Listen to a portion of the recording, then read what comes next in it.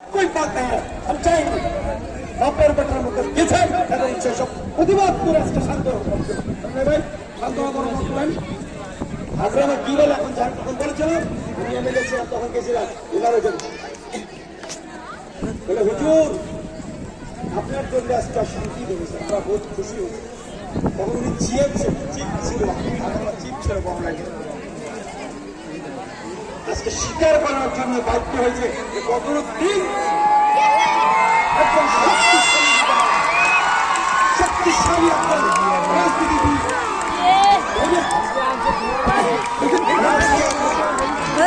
এই লোকটাকে আমরা সামনে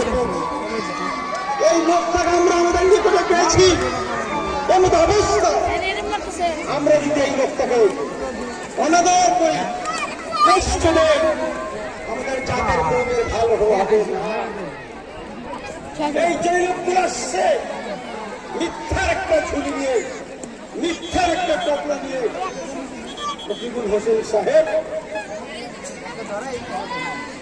যে লোকটা 15টা বৎসর আসাম বিধানসভায় ক্যাবিনেট মন্ত্রী ছিলেন আপনাদের ডিস্ট্রিক্টের ইনচার্জ মিনিস্টার ছিলেন ধুবড়ী জেলার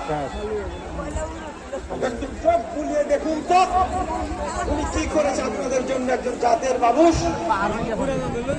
কি করতে পারে এখন যে হানাহানি খোঁচাখুচি তখন তো ছিল না ভাই তখন তো ওনাদের